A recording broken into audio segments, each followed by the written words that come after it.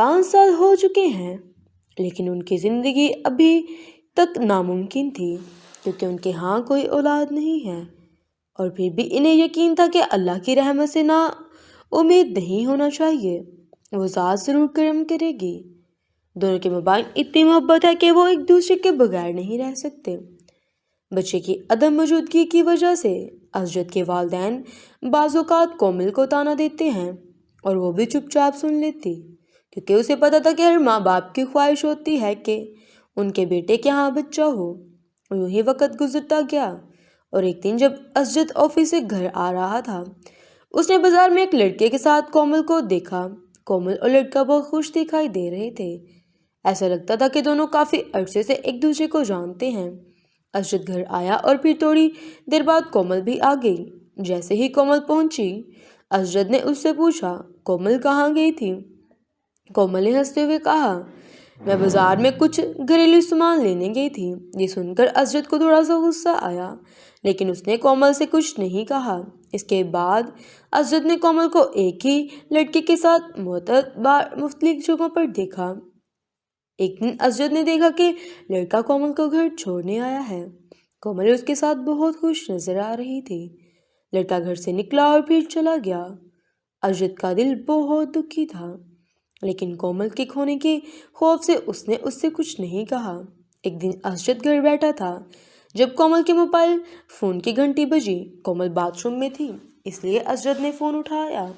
جیسے ہی اسجد نے فون اٹھایا، دوسری طرف سے آواز آئی، ہیلو اسجد، میں جلدی ہی گھر آ رہا ہوں، مجھے کچھ اہم بات کرنی ہے۔ بس اتنا کہہ کر اس شخص نے فون منقطع کر دیا۔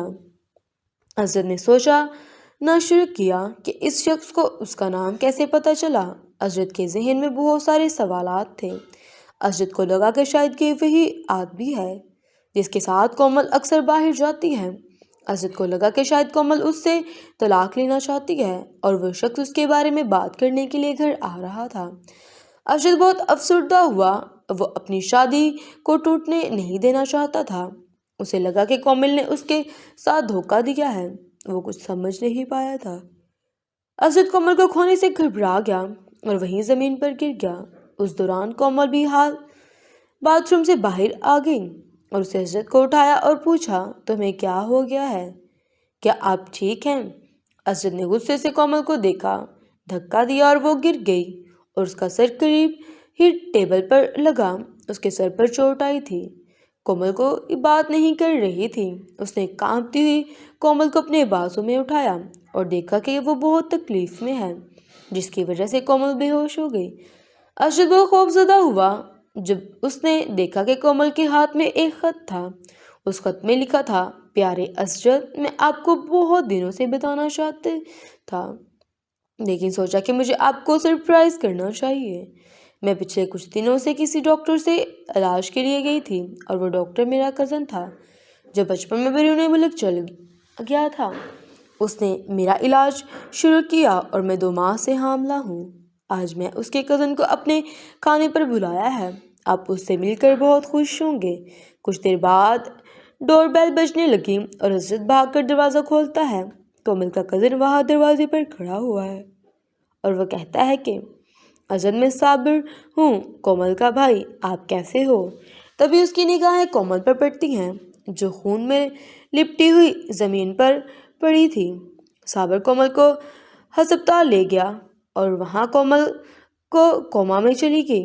کومل اپنے بچے کو بھی کھو دیتی ہے۔ اسجد اس سے معافی مانگنا چاہتا ہے، لیکن کومل ابھی بھی کوما میں ہے۔ ایک چھوٹی سی غلطی سے کومل اور اسجد کی زندگی اس موڑ تک آ گئی۔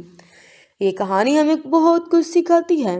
ہمیں گہرے رشتے میں کسی نتیجے پر پہنچنے سے پہلے اپنے ساتھی سے بات کرنی چاہیے۔ ہم سب میں خامیاں ہیں، لیکن اپنے ساتھی کو قصوروار ثابت کرنے سے پہلے اچھی طرح سے جانچ پڑتال کریں، اور سب سے اہم بات، اس سے کھل کر بات کریں۔